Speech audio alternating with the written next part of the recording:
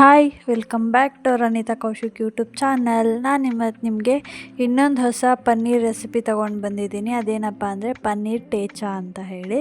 ಇದನ್ನು ಮಾಡೋಕ್ಕೆ ನಾನು ಒಂದು ಬಾಣಲಿ ತೊಗೊಂಡಿದ್ದೀನಿ. ಅದಕ್ಕೆ 12ರಿಂದ 15 ಬೆಳ್ಳುಳ್ಳಿ ತೊಗೊಂಡಿದ್ದೀನಿ, ಬಿಡಿಸಿಟ್ಕೊಂಡಿರೋದು.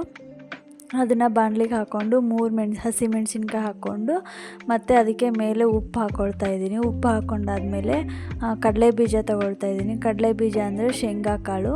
ಇದನ್ನು ನೀವು ಹಸಿದಾದರೂ ತೊಗೊಳ್ಬೋದು ಅಥವಾ ಹುರ್ಕೊಂಡಿರೋ ಕಡಲೆ ಬೀಜನಾದರೂ ತೊಗೊಂಡು ಚೆನ್ನಾಗಿ ಫ್ರೈ ಮಾಡ್ಕೊಳ್ಬೇಕು. ಬೆಳ್ಳುಳ್ಳಿ ಎಲ್ಲ ಫ್ರೈ ಆಗಬೇಕು. ಫ್ರೈ ಆದಮೇಲೆ ಇದಕ್ಕೆ ನಾನು 1ರಿಂದ 1.5 ಟೇಬಲ್ ಸ್ಪೂನಷ್ಟು ಜೀರಿಗೆ ಹಾಕ್ಕೊಳ್ತಾ ಇದ್ದೀನಿ. ಜೀರಿಗೆ ಹಾಕ್ಕೊಂಡು ಫ್ರೈ ಆದಮೇಲೆ ಇದಕ್ಕೆ ನಾನು 1 ಟೇಬಲ್ ಸ್ಪೂನಷ್ಟು ಬಿಳಿ ಎಳ್ಳು ಹಾಕ್ಕೊಳ್ತಾ ಇದ್ದೀನಿ. ಬಿಳಿ ಎಳ್ಳಿದ್ರೆ ಬಿಳಿ ಎಳ್ಳು ಓಕೆ, ಕಪ್ಪೆಳ್ಳಿದ್ರೆ ಕಪ್ಪೆಳ್ಳು ಹಾಕ್ಕೊಳ್ಬೋದು.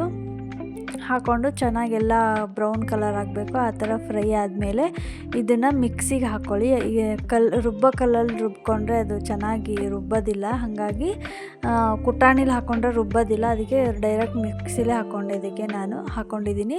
ಇದಕ್ಕೆ ನಾನು 1 ಹಿಡಿಯಷ್ಟು ಕೊತ್ತಂಬರಿ ಸೊಪ್ಪು ಹಾಕ್ಕೊಂಡು ಚೆನ್ನಾಗಿ ಪೇಸ್ಟ್ ಮಾಡ್ತಾಯಿದ್ದೀನಿ. ತುಂಬ ಸಣ್ಣಕ್ಕಾಗಬಾರ್ದು, ತರಿ ಅನ್ನೋ ಥರ ಇದ್ದರೆ ಸಾಕು. ಇವಾಗ ನಾನು ಪನ್ನೀರ್ನ ಸ್ಲೈಸಾಗಿ ಕಟ್ ಮಾಡಿ ಇಟ್ಕೊಂಡಿದ್ದೀನಿ. ಸ್ಲೈಸಾಗಿ ಕಟ್ ಮಾಡಿಟ್ಕೊಂಡಿರೋದಕ್ಕೆ ಮಾಡಿಟ್ಕೊಂಡಿರೋಂತಹ ಪೇಸ್ಟ್ನ ಅಂಟಿಸ್ತಾ ಇದ್ದೀನಿ ಮೀನ್ಸ್ ಹಚ್ಚಬೇಕು. ಅದಕ್ಕೆ ಅದು ಹತ್ತಬೇಕು ಪನ್ನೀರ್ಗೆ. ಆ ಥರ ಹಚ್ಕೊಂಡು ಇವಾಗ ನಾನು ಅದೇ ಬಾಣಲಿಲಿ ಎಣ್ಣೆ ಹಾಕ್ಕೊಂಡು ಚೆನ್ನಾಗಿ ಫ್ರೈ ಮಾಡ್ಕೋಬೇಕು.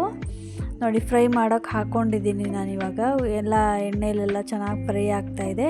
ಫ್ರೈ ಆಗಬೇಕಾದ್ರೆ ಅದನ್ನು ಪನ್ನೀರ್ನ ಕೆಳಗೆ ಮೇಲೆ ಎಲ್ಲ ಚೆನ್ನಾಗಿ ಹೊರಳಾಡಿಸ್ಕೊಂಡು ಚೆನ್ನಾಗಿ ಬೇಯಿಸಬೇಕು. ನೋಡಿ, ಬ್ರೌನ್ ಕಲರ್ ಆಗಿದೆ. ಈ ಥರ ಫ್ರೈ ಮಾಡ್ಕೋಬೇಕು ನಾವು.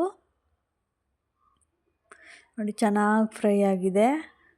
ಇದು ಟೇಸ್ಟ್ ಮಾತ್ರ ತುಂಬ ಚೆನ್ನಾಗಿರುತ್ತೆ. ಇದು ಪನ್ನೀರ್ಗೆ ಅಂಟಿಸೋಕ್ಕಿಂತ ಮುಂಚೆ ಪೇಸ್ಟ್ ಮಾಡ್ತಾ ಇರ್ತೀರಲ್ವ, ಫ್ರೈ ಮಾಡ್ಕೊಳ್ತಾ ಇರ್ತೀರಿ, ಆವಾಗಲೇ ಟೇಸ್ಟು ತುಂಬ ಚೆನ್ನಾಗಿ ಬರ್ತಾ ಇರುತ್ತೆ. ಪನ್ನೀರಿಗೆ ಅಂಟಿಸೋದೇ ಬೇಡ, ಬರೀ ಇದೇ ಪೇಸ್ಟ್ನೇ ತಿಂದುಬಿಡೋಣ ಅನ್ನೋಷ್ಟು ಚೆನ್ನಾಗಿರುತ್ತೆ ಪೇಸ್ಟು. ಇದೆಲ್ಲ ಇಷ್ಟ ಆದಮೇಲೆ ನೋಡಿ, ಚೆನ್ನಾಗಿ ಬ್ರೌನ್ ಕಲರ್ ಬರ್ತಾಯಿದೆ. ಈ ಥರ ಬ್ರೌನ್ ಕಲರಲ್ಲಿ ಫ್ರೈ ಮಾಡ್ಕೋಬೇಕು. ಅರ್ಧಂಬರ್ಧ ಫ್ರೈ ಮಾಡಿಕೊಂಡ್ರೆ ಒಳಗಡೆ ಪನ್ನೀರು ಬೆಂದಿರೋದಿಲ್ಲ, ಬಾಯ್ಲ್ ಆಗಿರೋದಿಲ್ಲ. ಅದಕ್ಕೆ ಚೆನ್ನಾಗಿ ಮೇಲೆ ಕೆಳಗೆ ಎಲ್ಲ ಭಾಗನೂ ಬ್ರೌನ್ ಕಲರ್ ಆಗಬೇಕು. ಆ ಥರ ಫ್ರೈ ಮಾಡ್ಕೊಂಡಾದಮೇಲೆ ನಾನು ಸೈಡಲ್ಲಿ ಎತ್ತಿಟ್ಕೊಂಡು ಸೆಕೆಂಡ್ ಬ್ಯಾಚ್ ಹಾಕ್ತಾಯಿದ್ದೀನಿ ಫ್ರೈ ಮಾಡೋಕ್ಕೆ. ನೋಡಿ, ಇದನ್ನು ಅಷ್ಟೇ ಚೆನ್ನಾಗಿ ಫ್ರೈ ಮಾಡ್ಕೊಳ್ತಾ ಇದ್ದೀನಿ. ಇದನ್ನು ನೀವು ಒಂದು ಸತಿ ಮನೆಯಲ್ಲಿ ಟ್ರೈ ಮಾಡಿ ಹೇಗಿದೆ ಅಂತ ಕಮೆಂಟ್ ಮಾಡಿ. ಒಂದು ಸಿನಿಮೆಟಿಕ್ ವ್ಯೂ ನೋಡ್ಕೊಂಬರೋಣ ಬನ್ನಿ. ತುಂಬ ಚೆನ್ನಾಗಿ ಬಂದಿತ್ತು. ಬಾಯಲ್ಲಿ ಟೇಸ್ಟ್ ಮಾತ್ರ ಸೂಪರಾಗಿ ಬಂದಿತ್ತು. ಹಾಗೆ ಡೆಕೋರೇಟ್ ಮಾಡಿ ಇಟ್ಟಿದ್ದೀನಿ ವಿತ್ ಸಾಸ್ ಜೊತೆಗೆ.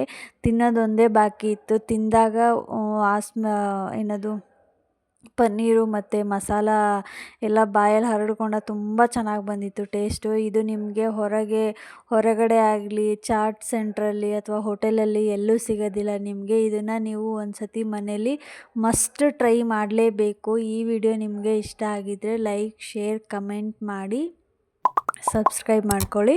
Thank you for watching.